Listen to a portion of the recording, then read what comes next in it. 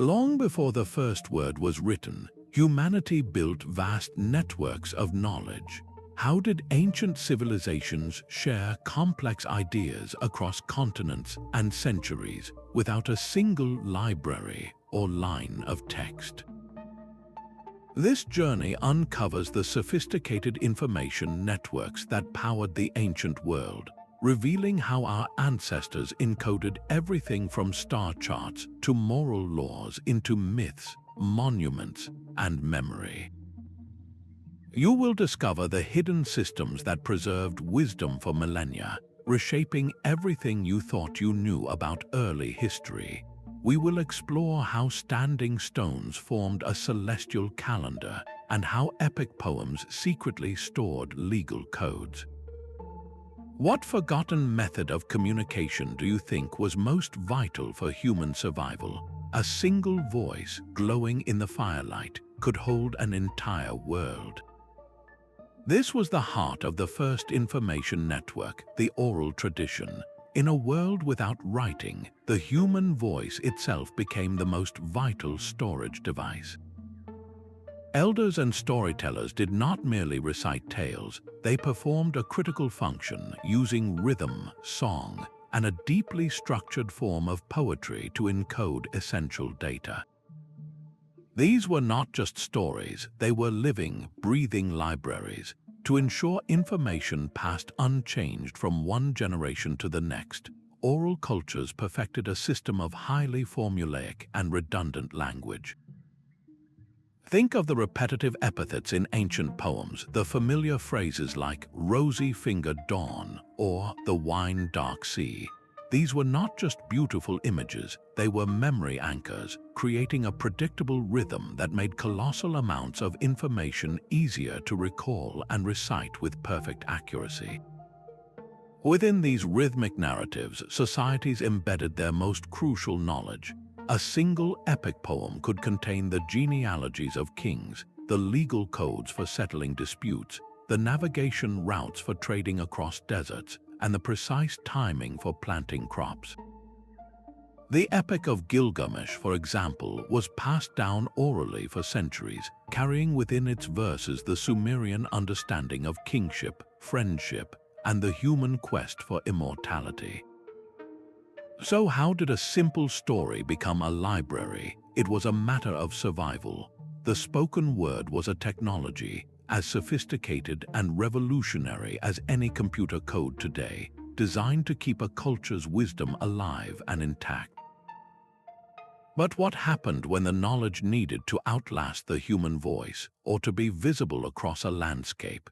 This need led to the next evolution in our ancient network, moving from the ear to the eye, from the spoken word to the standing stone.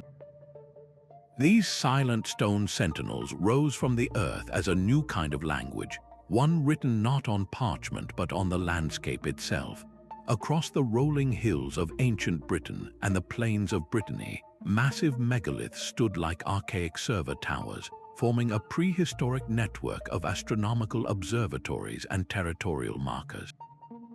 Sites like Stonehenge or the sprawling alignments at Karnak were not isolated monuments. They were deliberate nodes in a vast informational grid, communicating essential calendrical and celestial data to anyone who knew how to read them. The arrangement of these stones was a permanent code. Archaeologists have found that specific alignments between different sites could signal the summer solstice sunrise or track the moon's most extreme cycles. This created a shared cosmological understanding across hundreds of miles, a common reference frame built not with words but with shadows and light. When the sun pierced through a specific archway at one site, it did not just mark a day, it synchronized a calendar for an entire region, telling people when to plant, when to harvest, and when to gather. But the information network was not just in the final product. The very act of constructing these monuments required a staggering coordination of labor over generations. Quarrying, transporting, and erecting multi-ton stones transmitted complex technical knowledge about engineering, logistics, and social organization. This shared, monumental project wove communities together into a cohesive whole, embedding social data into the landscape as surely as the astronomical alignments. These stone sentinels were the hard drives of their day, storing immense amounts of data in their alignments and placements. Yet this static network of knowledge was only one part of the system. The real flow of information happened along the intricate, living paths that connected them. A solitary traveler could cross 1,000 miles of trackless desert, guided only by a song. This was the reality of the Songline, a navigational grid so sophisticated it mapped an entire continent in melody. An Aboriginal elder did not simply walk the land, they performed it, singing the world into existence with every step. Each verse of these epic song cycles corresponded to a specific feature of the landscape, a particular rock, a hidden waterhole, a distant mountain range. The rhythm of the song matched the rhythm of the walk, turning geography into a living, breathing story. The land itself was the library, and the song was its cataloging system. This was not a map you held in your hands, it was a map you carried in your mind and heart, a perfect fusion of mythology and survival. The narrative of the ancestral beings who formed the world during the Dreamtime was not just a creation myth, it was a precise topographical guide.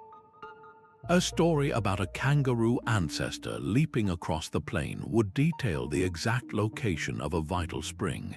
A verse about a confrontation between two snake beings would mark the turning point of a canyon. Anthropologist Bruce Chatwin recorded how these songs could be incredibly long and complex, sometimes taking days to sing, yet they provided turn-by-turn directions across vast, featureless terrain. This system encoded more than just routes, it held the legal and moral codes of the people, the locations of seasonal food sources, and the intricate relationships between all living things. To know the song was to know the law, the history, and the practical means of survival. It represented a truly holistic network where information was not abstract data, but an inseparable part of the living world. This deep, embodied knowledge prompts a question.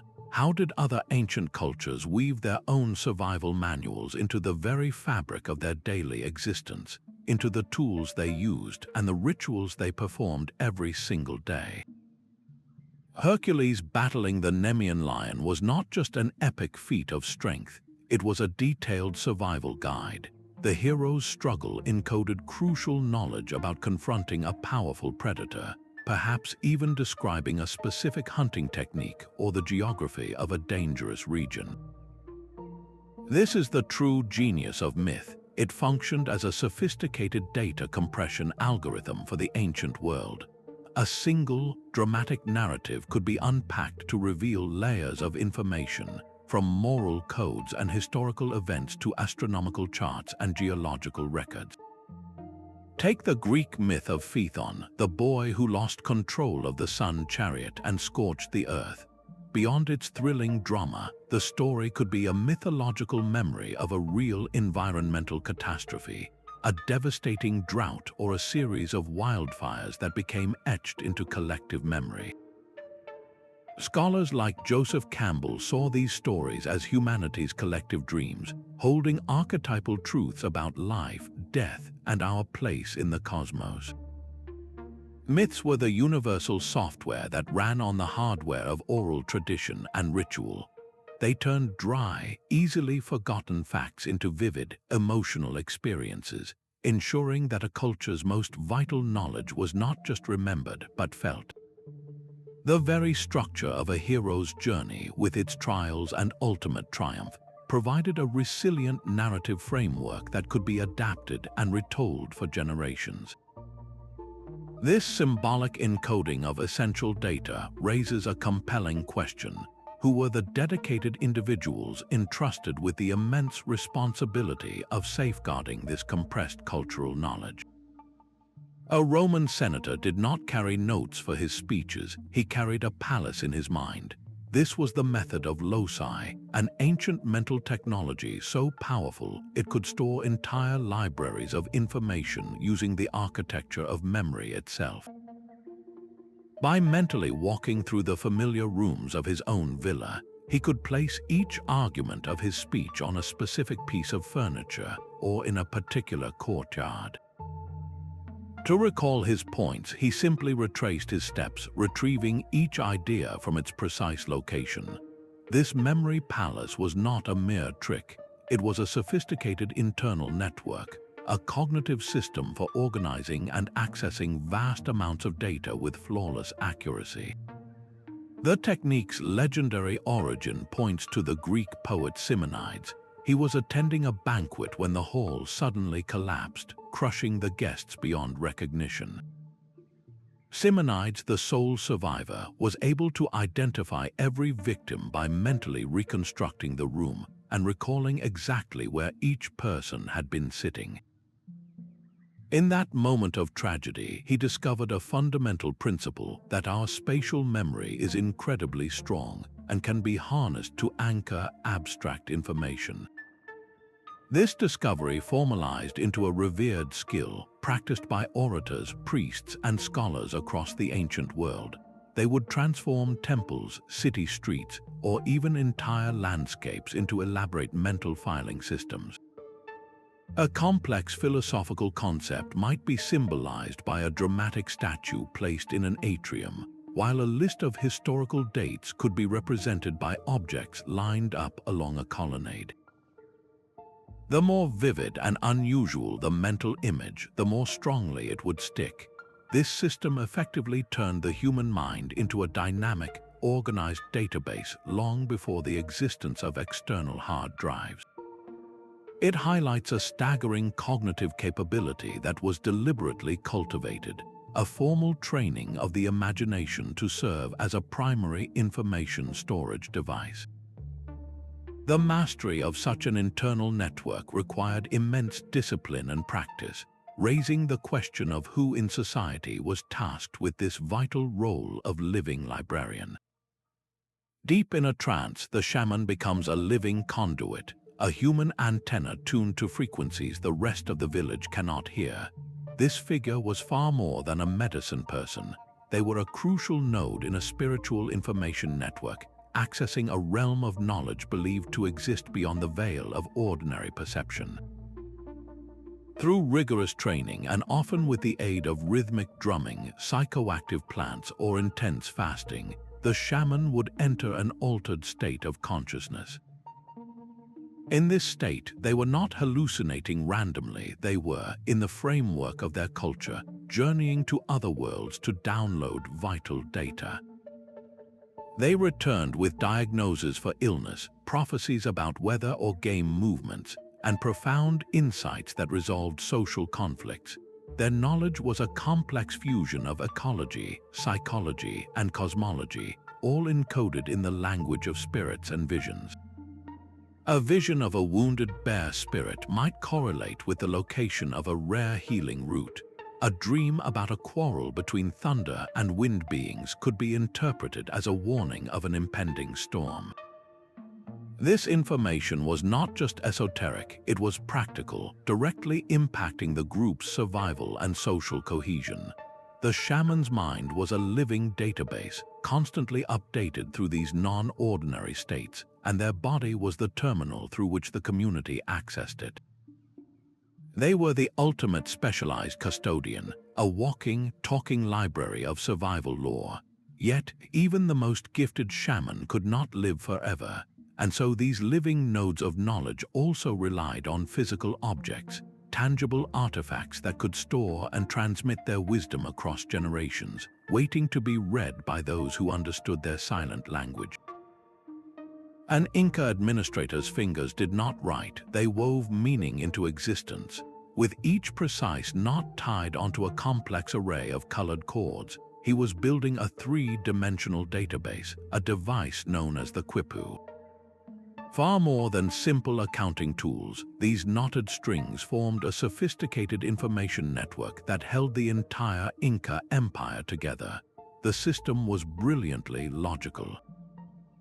The position of a knot on a string, the type of knot used, and the specific color of the cord itself all held distinct, coded meanings.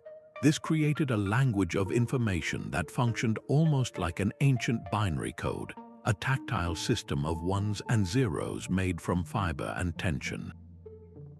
Official Quipu, the keepers of the knots, could use these devices to record census data, track vast storehouses of grain and supplies, and document the complex tribute system that fueled the empire. Some researchers now believe certain Quipus may have encoded more than just numbers, potentially holding narrative histories, genealogies, and legal decrees. This vital data then traveled across the spine of the Andes, carried by swift runners along an elaborate road system, connecting mountain peaks and coastal valleys with a flow of information as reliable as any modern network. The Quipu stands as a profound reminder that writing is not solely about ink on parchment. It is about the deliberate organization of symbols to store and transmit knowledge, a principle that the Andean people extended beyond their strings and into the very mountains they called home. A bird soaring over the Peruvian desert would see a landscape transformed into a colossal storybook.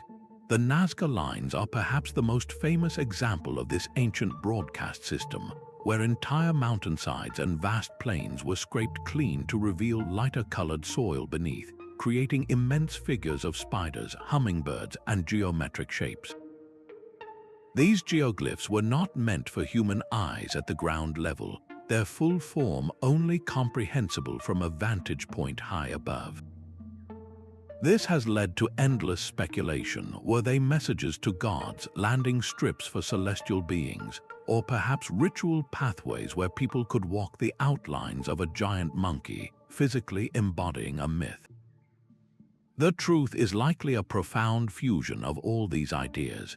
They were a sacred interface between the earth and the cosmos, a permanent inscription of belief onto the very skin of the planet. Far to the north, the Great Serpent Mound in Ohio coils across the landscape for nearly a quarter of a mile, its head aligned with the summer solstice sunset and its body echoing the curves of the nearby river. This was more than a sculpture, it was a cosmological statement, a giant clock and a territorial marker all in one. The effort to build such earthworks was itself a form of communication. The coordinated labor of entire communities, moving tons of earth according to a shared, sophisticated plan, broadcast a powerful message of unity, identity, and technical mastery to both neighboring groups and to the spirit world. These were the ultimate billboards declaring not a product but a people's place in the universe. Their messages, however, were fixed in the land, for a dynamic, flowing network that carried living knowledge across continents. We must follow the paths that connected these sacred sites, the same routes that carried salt, silk, and obsidian. A caravan of merchants did not just carry silk and spices, it carried the future in its saddlebags. Along the sprawling threads of the Silk Road and other ancient trade routes, every camel and cart was a moving library, its contents far more valuable than any material good. These routes were the world's first information superhighways, a dynamic, living network that connected the isolated islands of civilization into a single, interacting web. A merchant from Samarkand was more than a businessman, he was a human router, his mind stocked with news, technological schematics, and epic tales gathered from 1,000 miles away. When he bartered for Chinese silk, he might also share a new mathematical concept from India that he learned in Baghdad.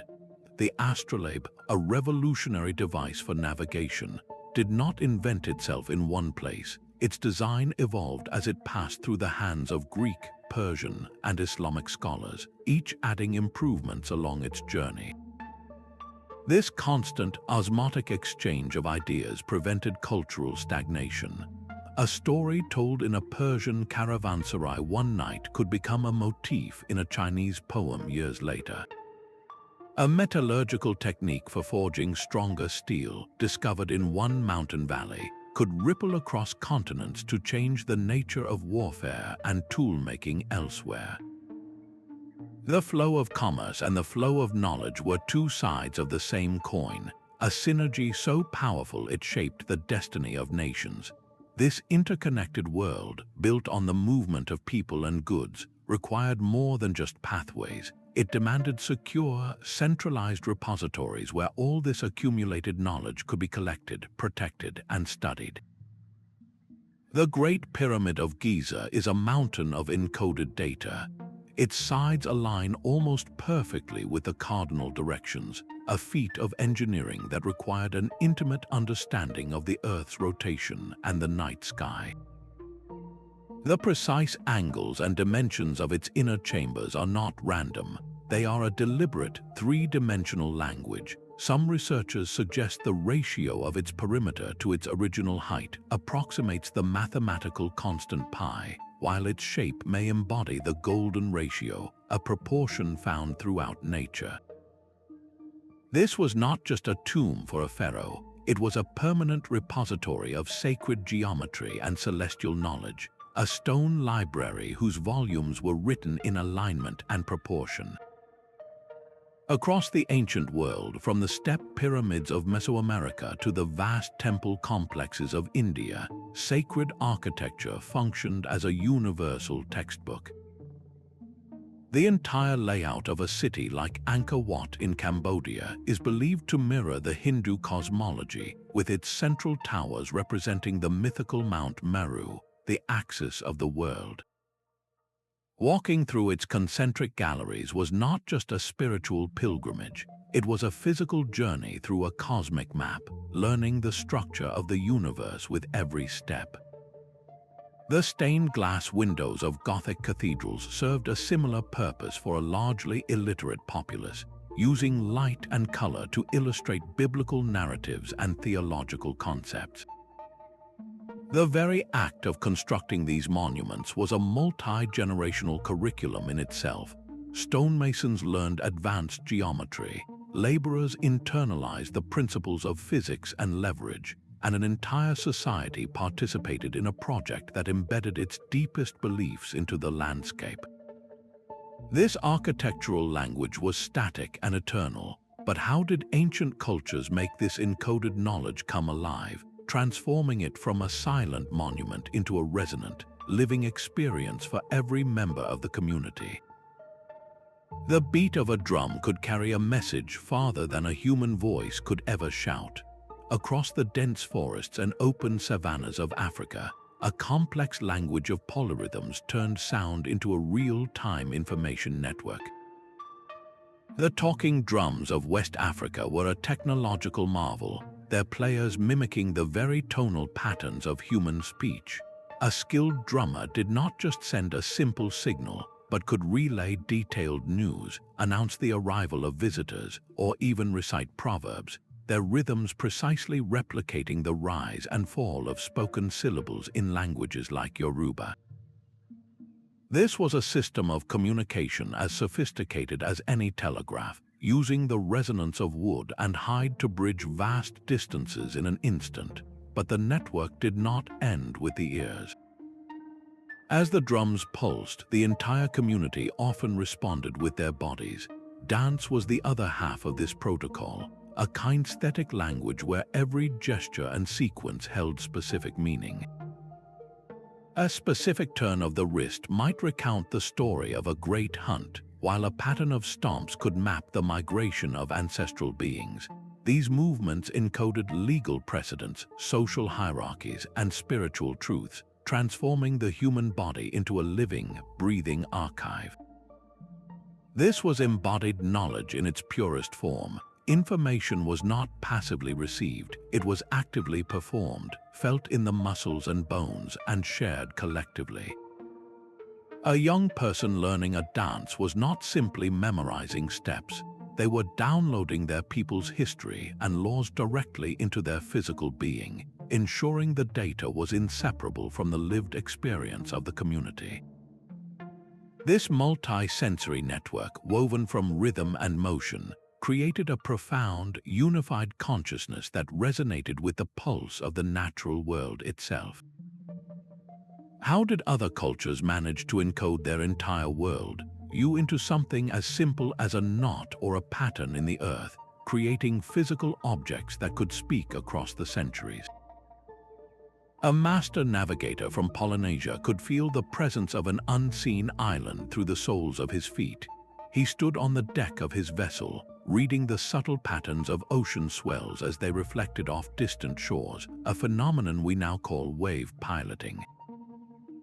This was the ultimate natural network, where the entire living world functioned as a dynamic, interconnected database. The navigator's mind was a living library of environmental cues. He knew that a specific formation of clouds, a particular kind of haze on the horizon, often betrayed the location of a low-lying atoll long before it was visible to the eye. He understood that the flight paths of certain seabirds at dusk would lead him directly to land, and he could interpret the stars not as fixed points, but as a moving clock face that charted his course across thousands of miles of open water. This was not magic, it was a profound and precise ecological literacy, the result of generations of accumulated observation woven into a practical science. On land, this same principle applied. For a hunter-gatherer, the behavior of a single animal species could signal a turning season. The sudden silence of the birds might warn of an approaching predator, while the migration pattern of caribou became a living calendar. An elder would know that the bloom of a certain flower coincided with the salmon run, or that the taste of a particular berry indicated the readiness of a root vegetable underground. Every element of the ecosystem was a data node, broadcasting information to those who knew how to listen. Knowledge was not stored in a scroll or a songline alone, but in the very fabric of the environment itself, a living text that was read with every sense. This intimate, direct connection between information and survival meant that understanding the world was a matter of life and death. The book of nature was always open, but its language had to be taught with painstaking care from one generation to the next. This deep, embodied wisdom of the natural world stands in stark contrast to the systems we began to build. The abstract symbols we created to manage concepts that had no physical form, like ownership, debt, and time. A shepherd's rope knotted one by one was his living ledger. These simple, tactile devices represented a profound leap in cognitive evolution, the creation of personal and portable information networks. Beyond the grand state-level systems like the Quipu, countless individuals used humble objects to offload memory from the mind into the physical world. A storyteller might carry a notched stick, each groove corresponding to a major event in an epic poem, ensuring the narrative sequence remained perfectly intact across countless retellings. These were the original external hard drives, relieving the brain's working memory so it could focus on the creative act of performance itself. They allowed a single person to track complex quantities, the passage of seasons, or the intricate plots of foundational myths. In Australia, the message stick took this principle into the realm of long-distance communication. A carved piece of wood, passed from hand to hand across vast distances, was not a written letter. It was an official token, its unique patterns of grooves and symbols serving as an authorized prompt for the messenger. The bearer would look at the carvings and recall the precise oral message they were entrusted to deliver, whether an invitation to a grand ceremony, news of a birth, or a declaration of a dispute.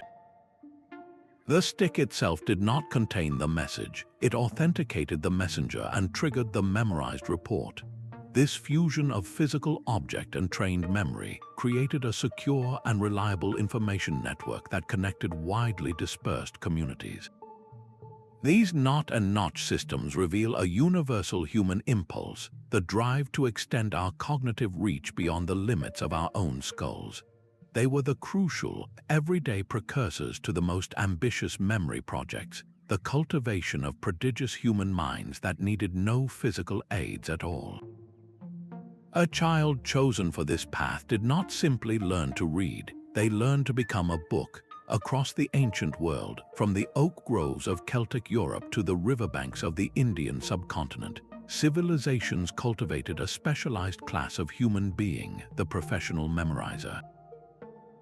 These individuals were the living servers of the preliterate information network, their minds engineered through decades of brutal discipline to hold entire cultural ecosystems. The Druids of Gaul and Britain, for instance, underwent a training regimen that could span 20 years. They were forbidden from writing down their knowledge, as the very act of transcription was seen as a corruption of memory's sacred power. Instead, they absorbed countless verses of law, genealogy, astronomy, and natural philosophy, ensuring that the intricate rules governing their society and their understanding of the cosmos would survive any invasion or fire. Their minds were the ultimate backup system, immune to the decay that plagued parchment or stone. In India, this tradition reached its zenith with the Pandits. From a young age, these Brahmin scholars dedicated their lives to memorizing the Vedas, the foundational hymns of Hindu tradition. The priority was not just on meaning, but on flawless phonetic precision. Every syllable, every tonal accent, every rhythmic pause had to be perfect, preserved in an unbroken oral chain believed to extend back thousands of years. A single mispronunciation was considered a spiritual catastrophe.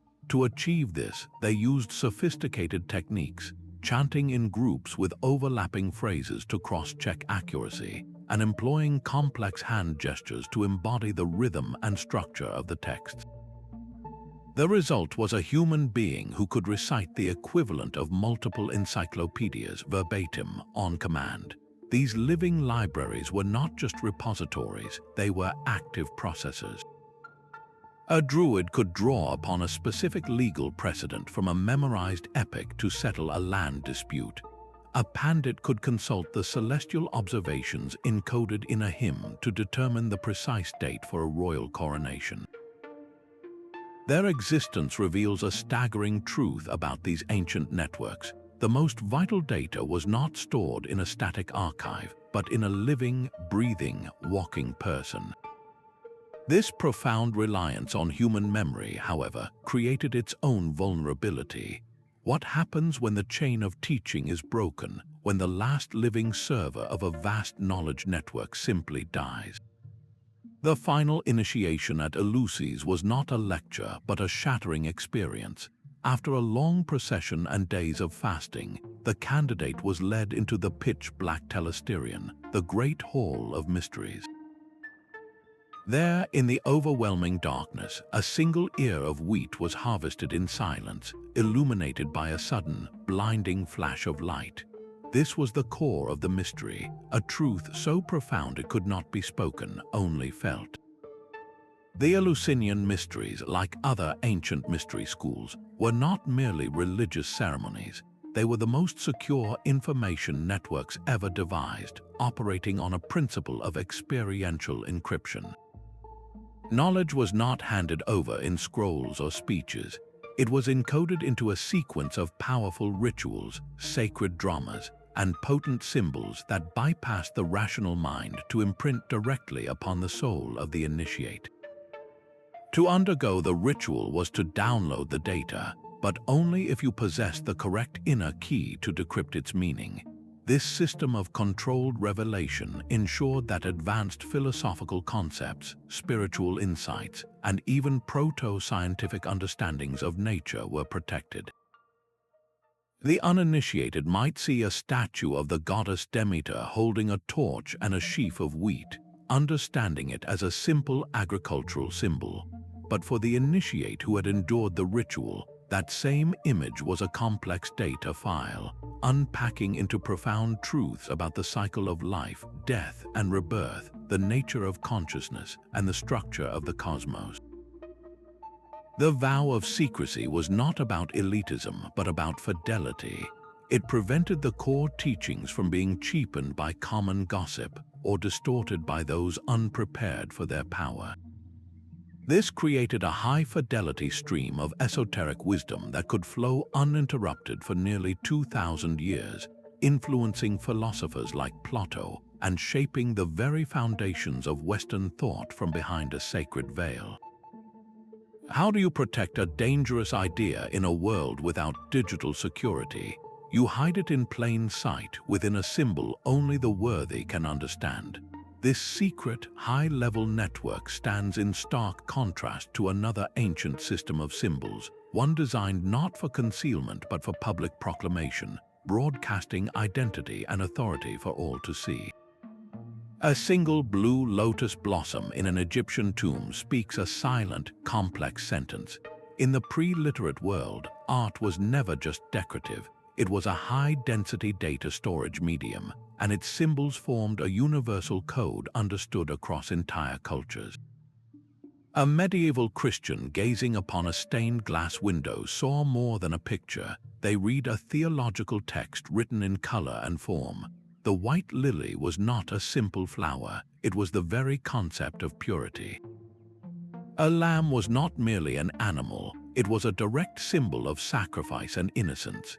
This visual language allowed artists and patrons to encode entire systems of belief, layers of historical narrative, and complex moral instructions into a single image. An illiterate peasant and a learned bishop could both look upon the same cathedral sculpture, and while their depth of understanding might differ, they would both receive the core message. The art was an interface designed for universal access. This symbolic code was meticulously standardized.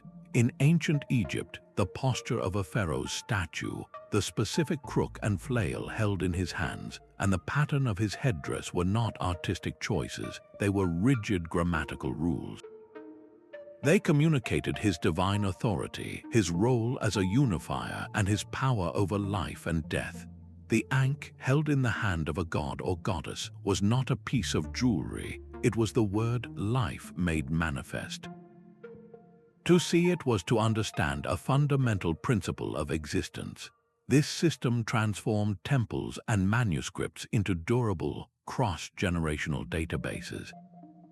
Every symbol acted as a kind of hyperlink, pointing the viewer toward a deeper reservoir of cultural knowledge. A depiction of the god Thor wrestling a serpent was not just an exciting story, it was a hyperlink to myths about cosmic order, the struggle against chaos, and the importance of strength.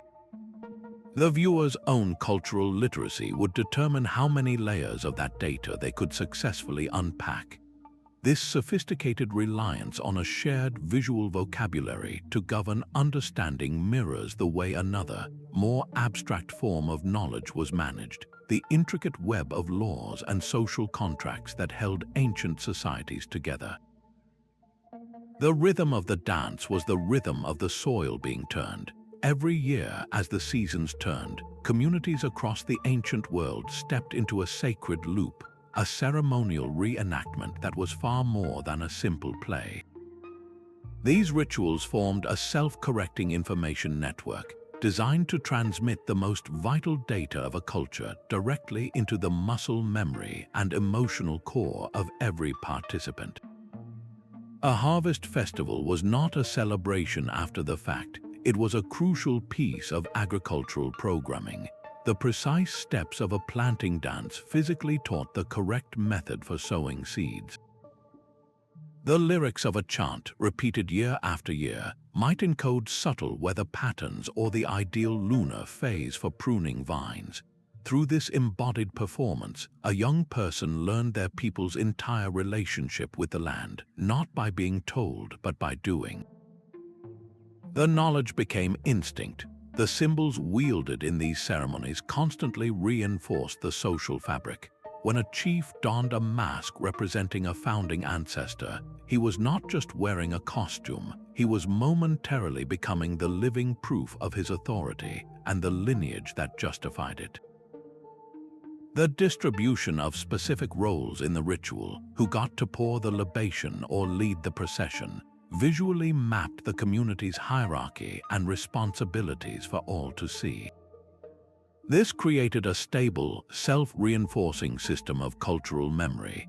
It functioned like a recurring software update for the entire society, patching inconsistencies and strengthening the core operating system of shared values and laws with each performance. By physically and emotionally participating in the story of a god's death and rebirth, people internalized the cyclical nature of life and the importance of sacrifice for the greater good. This deeply felt understanding then underpinned the legal and governance structures, making the rules of chieftains and councils feel not like arbitrary impositions, but like natural extensions of a cosmic order they had all experienced together. This powerful, cyclical network of performance ensured that the most complex ideas were not just learned, but lived.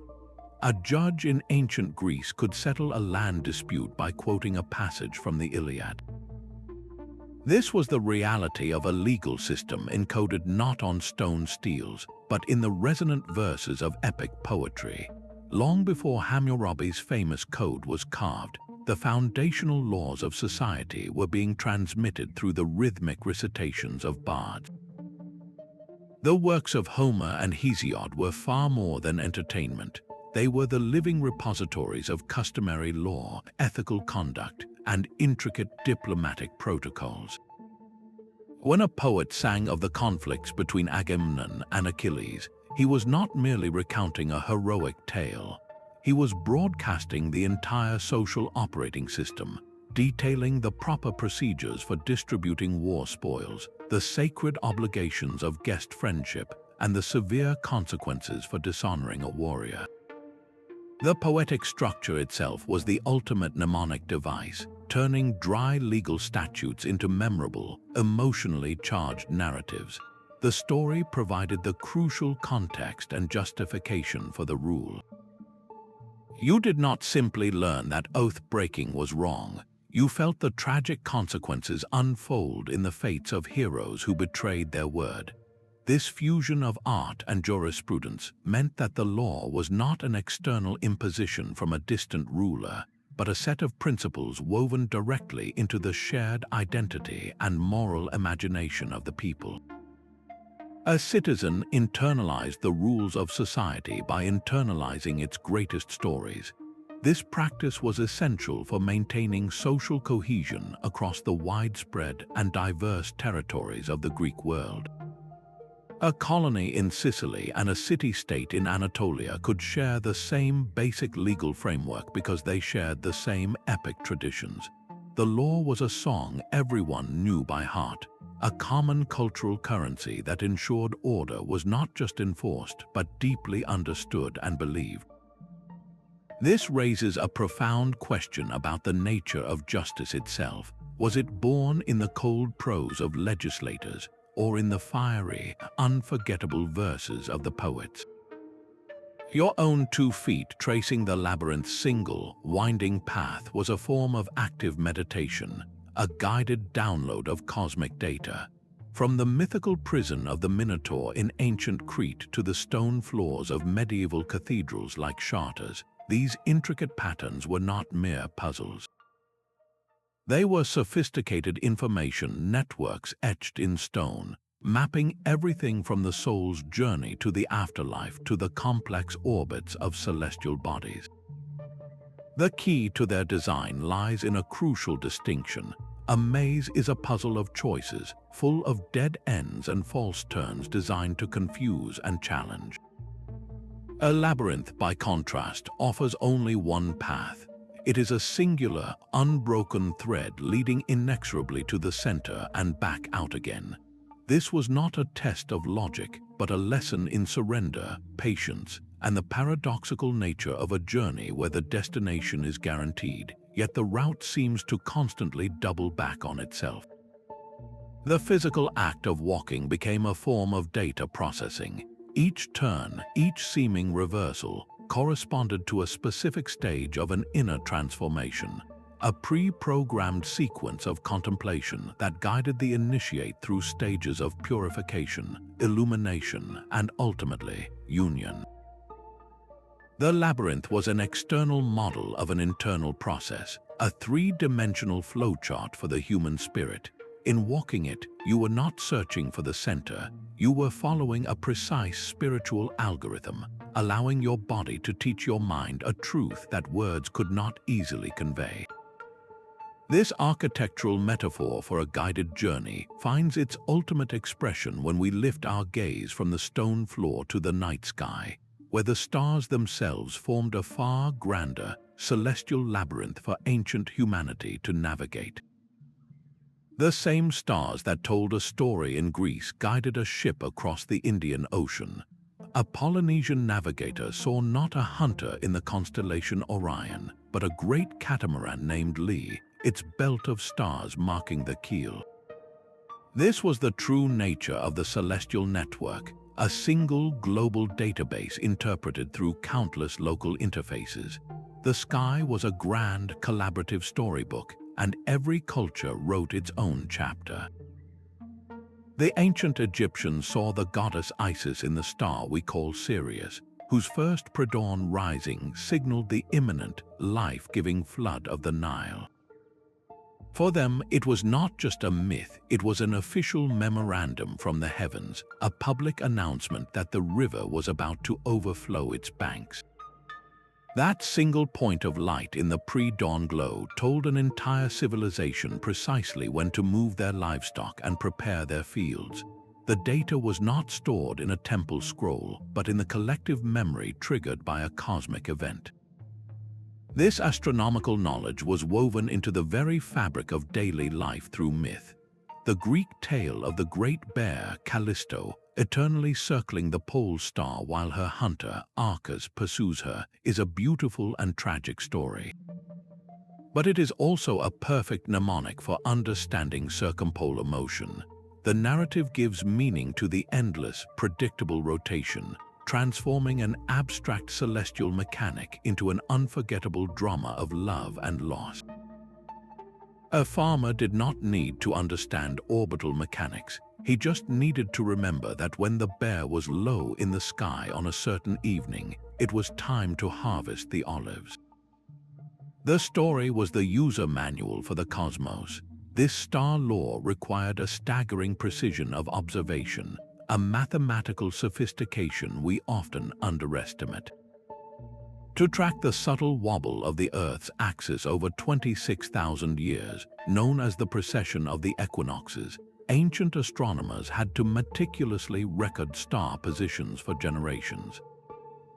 They were not just storytellers, they were data scientists compiling observational logs that spanned centuries. The myths were the elegant, human-friendly interface for a deep and complex understanding of cosmic time. This celestial network connected humanity not just to the seasons, but to the deepest questions of existence, all written in a language of light that everyone, everywhere could look up and read. A single game of Mancala was a silent lesson in exponential growth. Across the ancient world, from the dust of an African village to the stone courtyards of a pharaoh's palace, children and adults alike engaged in games and crafts that functioned as sophisticated mathematical tutors. The movement of seeds or stones around the pits of a Mancala board was not random. It was a practical exercise in strategic forecasting and base arithmetic, teaching players to calculate future moves and manage resources long before such skills were given abstract names. This was mathematics learned through the hands, not from a scroll. The same principle was woven into the very clothes people wore and the pots they used.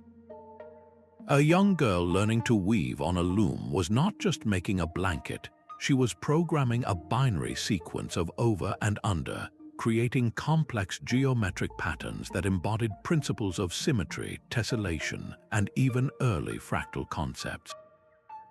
The repeating, self-similar motifs found on textiles from the Andes or pottery from the American Southwest are a visual language of ratio and proportion. These patterns were a culture's way of internalizing the mathematical order they observed in nature, in the branching of a tree or the spiral of a seashell, and replicating it in their daily art. The knowledge became embedded in muscle memory through endless, mindful repetition. There was no division between the artistic and the analytical, the spiritual and the scientific. The act of creation itself was the application of a hidden numerical code. This seamless integration ensured that complex abstract concepts did not remain the sole property of an elite priestly class, but became the common sense of the entire community, passed down through generations in the form of play and practical beauty. How did this deeply ingrained, hands-on understanding of mathematics then express itself on a grander scale, in the structures that defined their world and reached for their gods? The perfect curve of a flint arrowhead was a masterclass held in the hands. This was the most vital and resilient network of all, the direct transmission of technological blueprints from one generation to the next through the simple, profound act of showing how. The craftsperson and their apprentice formed a single, living circuit for data transfer, where the most complex information, the exact angle to strike a core, the specific heat to temper clay, the secret alloy to strengthen copper, flowed not through words but through guided practice and shared labor. This was tacit knowledge, a form of understanding so deeply embedded in the body it defies easy description even with our modern vocabulary. You cannot truly write down the precise wrist flick needed to nap a razor-sharp edge, just as you cannot fully capture the intuitive sense of when a pottery kiln has reached the perfect temperature. This information was stored in the muscles, the eyes, and the fingertips, and it was passed on through countless hours of imitation and correction. The proof of this network's effectiveness is written in the archaeological record. When you find nearly identical spear point designs scattered across a continent, or the same distinctive pottery style in villages separated by a mountain range, you are seeing the footprints of a shared technical standard. This was not a coincidence, it was evidence of a vibrant network of communication, where ideas about toolmaking traveled along trade routes and through intermarriage, adopted and refined by distant communities. This knowledge was so essential for survival and prosperity that it often became the protected property of specific families or guilds. A master blacksmith would not entrust the formula for superior steel to just anyone. He would guard it, passing it down only to a chosen son or a supremely dedicated apprentice after years of testing and loyalty. This curation ensured the knowledge was preserved with high fidelity, but it also created a fragile chain. If that single master died without an heir, an entire library of technical expertise could vanish in a single generation. The very physicality of this network, its reliance on the human body as the primary storage device, was both its great strength and its ultimate vulnerability. Your identity was a song your grandmother taught you, a lineage sung at every gathering to prove who you were and what you owed. In countless oral societies, a person's entire social and economic reality was determined by their genealogy. This was far more than a family tree. It was the community's active social database, a meticulously memorized record of rights, responsibilities, and land tenure. To know your ancestry was to know your place in the world, your connection to specific tracts of land, and your obligations to every other member of the clan. These recitations could span dozens, sometimes hundreds of generations, forming an unbroken chain of social contracts and historical alliances. A single recital was a public act of verification, a way of accessing the database to confirm a person's standing. In Polynesian cultures, for instance, the recitation of one's wakapapa, or genealogy, was essential for establishing leadership claims and resource access. If you could not trace your lineage back to the founding canoes that discovered the island, you had no legitimate claim to chiefly authority or the best fishing grounds. The genealogy was the legal document, the constitution, and the historical archive, all rolled into one rhythmic, performative act. This intricate web of relationships transformed every individual into a living node within a vast informational structure.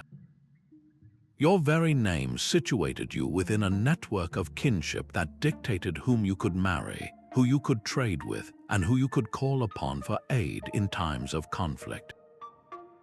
This system encoded the entire social operating system, ensuring that the rules of society were not written on stone, but carried in the blood and breath of its people, perpetually renewed and validated with every public performance. This profound connection between lineage and law reveals a fundamental truth in the ancient world. Your story was your most valuable property. The voice of the town crier cut through the morning market, a living alarm clock for the entire community. This was the public proclamation network in action, a human broadcast system that turned every street corner into a breaking news feed. Long before the first printing press, the figure walking the streets with a handbell was the most vital source of real-time information. His role was not just to speak but to perform. The rhythm of his call, the deliberate pauses, and the strategic repetition were all designed to hammer a message directly into public consciousness. A royal decree about new taxes, the announcement of a public festival, or a critical warning about a spreading fire, these were not whispers in a corner. They were proclamations meant for every ear, from the wealthiest merchant to the poorest laborer. This system bypassed the barrier of literacy entirely, creating a truly democratic flow of knowledge where access to information was not a privilege but a public right. The crier's performance was a form of social cement. By hearing the same words at the same time, the entire town received a shared update to its collective reality. This common ground was essential for fostering social cohesion and enabling collective action. Whether it was mustering a militia for defense or organizing a community harvest, everyone started from the same set of facts. The principles of this ancient network, accessibility, repetition, and public performance, are deeply echoed in the way our digital news cycles now operate, proving that the need for a shared, immediate knowledge base is a timeless human imperative. A story about three little pigs was never just a warning about a big bad wolf. It was a masterclass in structural engineering. Folklore and proverbs formed the most democratized layer of the ancient information network, a curated collection of survival manuals disguised as simple tales. These were not idle fancies, they were the hard-won results of generations of trial and error, compressed into narrative packages for perfect recall and immediate application. Consider the global reach of a single motif, the tortoise and the hare.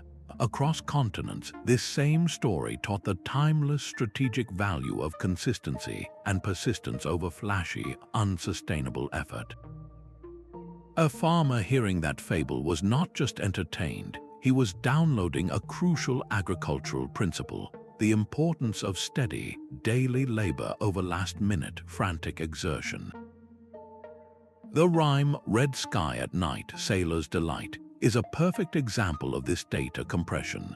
In just 7 words, it encapsulates a vast body of observational meteorology, linking the scattering of light by dust particles to predictable high-pressure systems. This was a weather forecast algorithm, elegant and portable, stored in a single, unforgettable line. This entire body of folklore operated like a crowdsourced database, constantly refined over centuries. A tale that taught a successful hunting technique would be retold and preserved. A proverb that failed to predict the weather accurately would eventually fall out of use. The network was self-correcting, its contents curated by the ultimate test, survival itself. This relentless process of refinement, of keeping what worked and discarding what did not, points to the profound, unifying purpose behind every single one of these ancient systems. They were not built for abstract knowledge, but for a single, vital goal: to weave a culture that could not only survive, but truly flourish. Our ancestors were master information architects, weaving a resilient web of knowledge from story, song, stone, and star. They transformed the entire world into a living library, a multi-sensory network where every rhythm, every alignment, and every gesture held profound meaning. This was not a primitive attempt at communication, but a sophisticated ecosystem of data, perfectly adapted to its time.